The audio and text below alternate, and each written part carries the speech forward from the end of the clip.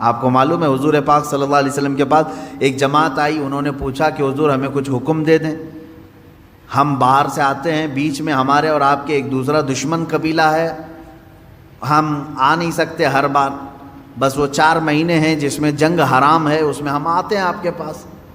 تو حضور نے ان کو حکم دیا 4 چیزوں کا، نماز کا، روزے کا، مال غنیمت کا، اور جہاد فی سبیل اللہ کا، اور ایک حدیث میں حج کا۔ اور پھر فرمایا میں 4 چیزوں سے تمہیں روکتا ہوں، 4 چیزیں کبھی مت کرنا۔ وہ 4 چیزیں کیا تھی؟ یعنی نقیر، دبا، حنتم، مزیفت، یہ چیزیں 4 پیالوں کے نام حضور نے گنائے۔ کدو کو کاٹ کر کے بیچ میں سے گول ہوتا ہے، اندر کا مغز نکالیں تو کھٹوری بن جاتا ہے، اس کو سکھا کر کے عرب والے اس میں شراب ڈال کے پیتے تھے۔ لکڑی کا گلاس بناتے تھے، لکڑی گول کاٹ کر کے بیچ میں سے اس کا سب نکال کے ایک گلاس بن جاتا، اس میں شراب رکھتے تھے۔ یعنی بالکل وہ لوگ اوریجنل چیزیں، نیچرل چیزیں شراب کے لیے استعمال کرتے تھے۔ یہ 4 قسم کے پیالے ہیں جن کا تذکرہ میں نے ابھی کہا۔ حضور نے فرمایا یہ ختم کر دو، یہ پیالہ، لکڑی کا پیالہ، کدو سے بنایا ہوا پیالہ، وہ کلنگڑ سے بنایا ہوا پیالہ، یہ ختم کر دو۔ شراب کی بات نہیں ہے اس میں، پیالے ختم کرو، پیالے توڑو۔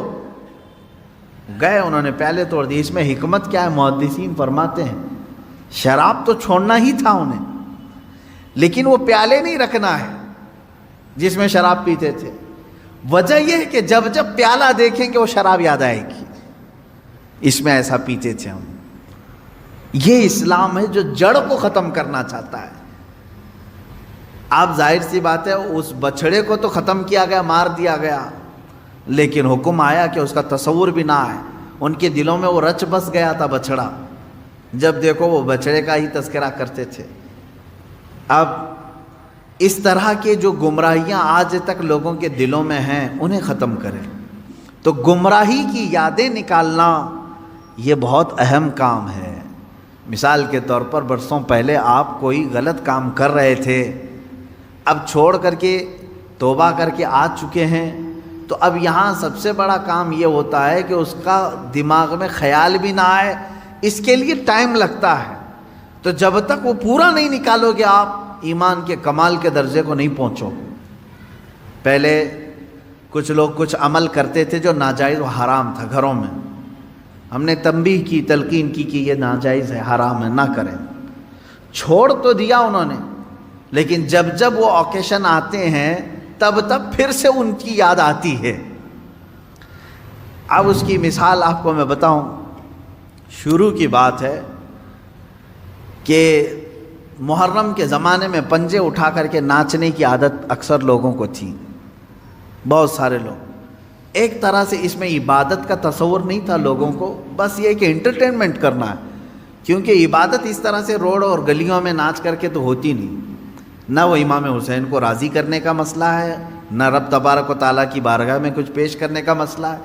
اگر اتنا ہی عبادت کا شوق ہوتا تو مسجدوں میں پنجے لے کر بیٹھ جاتے ہیں، قرآن پاک پڑھتے ہیں۔ سب کو معلوم ہے کہ سب سے افضل جگہ یہ ہے، وہ انٹرٹینمنٹ کرتے تھے۔ اب ہوا یہ کہ ہم نے کہا کہ یہ بے حرمتی ہو رہی ہے، مولا حسین کے نام پر بے حرمتی ہو رہی ہے۔ اصل بات پنجہ تو آج تک امام حسین کا ملا نہیں، پنجہ ملا نہیں۔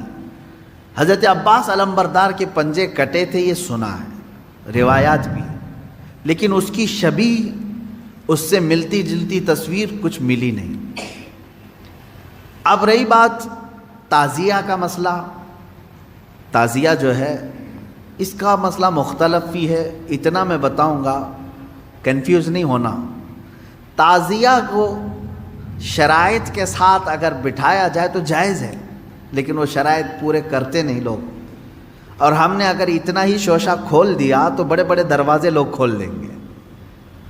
بات صرف اتنی تھی تعزیہ کی، امام حسین کا جو روضہ ہے اس روضے کی شکل کی کوئی چیز بنا کر کے آپ نے رکھ دیا، تو کسی بھی بزرگ کے روضے کی شکل بنا کر کے رکھنا مستحسن ہے، کوئی حرام کام نہیں ہے، ناجائز نہیں ہے. جیسے ہم گنبد خضرا بناتے ہیں، خانہ کعبہ بناتے ہیں، ہوتا ہے گنبد خضرا جہاں ہوگا ہم تعظیم کے ساتھ دیکھتے ہیں، لیکن اس کے ساتھ اگر ایسے معاملات ہوں کہ اس کو لے کر کے سڑکوں پہ ہم گھومیں گے، ناچیں گے اور پھر اس پر چڑھاوے کریں گے، پھر اس کے ساتھ اپنے عقیدے جوڑ لیں گے، تو یہاں سے شیطان پھر گمراہ کرنا شروع کرتا ہے. خیر یہ بات الگ ہے، تعزیہ کا. رہی بات پنجے کا، پنجے کی جو لاجک ہے وہ نہیں سمجھ میں آئی، مجھے کوئی سمجھا دے. میں نے اس سے قبل بھی بہت پہلے ہی کہا تھا، میں خود اٹھاؤں گا. پنجے کی کیا خصوصیت ہے؟ اگر امام حسین شہید کربلا رضی اللہ تعالیٰ عنہ کے ہاتھ کا نشان لے کر کے کوئی اٹھا کر گھومتا ہے، میں تو کہوں گا ہاتھ کیوں اٹھاتے ہو؟ اس سے بہتر ہے کہ مولا حسین کا قدم اٹھا کر کے گھومیں، کیونکہ ہمارے لیے ان کے قدم تک پہنچنا بھی بہت دور کی بات ہے. قدم اٹھا کر کے کوئی گھومتا ہوا نہیں دکھا مجھے، کوئی تلوار اٹھا کر کے دکھا. تو اس میں ہاتھ کی کیا خصوصیت ہے یہ تو مجھے لاجک اب تک نہیں معلوم. بہرحال ایک ٹاپک الگ ہے. اس کے اندر جو خرافات آ رہی تھیں، اس کے ساتھ عورتوں مردوں کا ساتھ ملنا، گانے باجے ڈھول تاشے اور طرح طرح کے اس میں خرافات لے کر کے اس کو کہاں سے کہاں تک پہنچایا تھا. شروع کس لیے ہوا ہوگا معلوم نہیں، پہنچا کس کام کے لیے بہت دور چلا گیا. اب میں جو بات کہنے جا رہا تھا وہ یہ تھی کہ چند سالوں پہلے ہم نے دیکھا بہت خرافات ہو رہی ہے. ایک جگہ ہم نے کہا منع ہے، انہوں نے فوراً اس کو ختم کر دیا، نہیں کریں گے. ہاں میں نے کہا کہ ٹھیک ہے، مولا حسین کے روزے کی شکل بناؤ، ہر گھر میں بنا کر کے رکھو، یاد کے لیے اچھا، اپنے بچوں کو دکھاؤ کہ یہ مولا حسین کا روزہ ہے. ہم جیسے گنبد خضرا رکھتے ہیں اپنے گھروں میں، خانہ کعبہ رکھتے ہیں، امام حسین کا روزہ رکھنے میں کون سی دقت کی بات ہے؟ میں اتنا زیادہ مخالف نہیں ہوں اس چیزوں کا. رکھو، آپ پیتل کا بناتے بناؤ، تانبے کا بناتے بناؤ، سونے کا بناتے ہو بناؤ، اس میں حرج نہیں. ہم جس چیز کی مخالفت کرتے ہیں وہ خرافات و حرام کاریاں جس کو باہر سڑکوں پر کیا جاتا ہے، میں اس کا مخالف ہوں. خیر بات آئی، بند ہو گئی. لیکن ہوتا کیا تھا معلوم ہے؟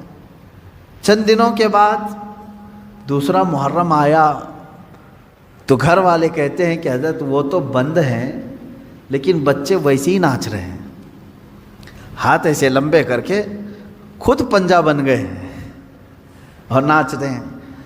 تو میں اس چیز کو مثال میں اس لیے بتا رہا ہوں کہ بنی اسرائیل بچھڑے کی پوجا کرتے تھے، حکم آیا ان کے قتل کا، قتل بھی ہوئے، بچھڑا بھی مار دیا گیا، لیکن زمانے تک ان کے دلوں سے بچھڑے کی محبت گئی نہیں تھی. وہی ذکر آج کی آیت میں میں نے پڑھا ہے. اللہ فرماتا ہے ثم اتخذوا العجل من بعد ما جاءتهم البینات، پھر یہ بچڑے کو ایسا لے کر کے بیٹھے رہے جبکہ ان کے سامنے کھلی ہوئی نشانیاں تھیں. وَأُشْرِبُوا فِي قُلُوبِهِمُ الْعِجْلَ، اللہ فرماتا ہے ان کے دلوں میں ایسا لگتا ہے بچڑا پلا دیا گیا ہے، پی گئے ہیں بچڑے کو، اتنی محبت تھی.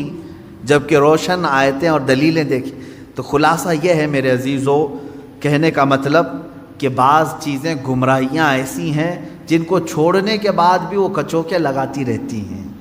برے گناہ بھی ایسے ہیں جن کو چھوڑنے کے بعد وہ دوبارہ دماغ میں وسوسے ڈالتے رہتے ہیں.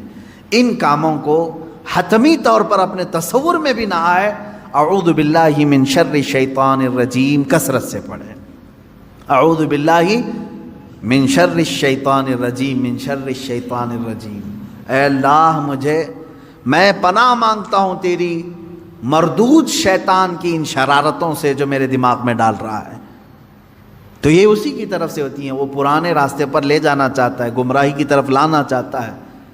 وہ خرابیاں جن کو تم چھوڑ کر کے آئے ہو یاد دلاتا ہے ایک بار اور چلا جاؤ. اس کے لیے کثرت سے یہ پڑھا کریں. جب جب ایسا وسوسہ آئے کہیں اعوذ باللہ من شر الشیطان الرجیم. آج ہی صبح گناہ سے توبہ کیا، سوچا کہ نہیں کروں گا یہ گناہ، لیکن رات ہوتے ہی پھر خیال آیا ایک بار اور کر لوں. میں بتا رہا ہوں فوراً اس وقت یہ پڑھو اعوذ باللہ من شر الشیطان الرجیم. اے اللہ میں تو چھوڑ چکا تھا شیطان مردود، پھر مجھے لا رہا ہے وسوسے، میں تیری پناہ مانگتا ہوں مردود شیطان کی شرارتوں سے.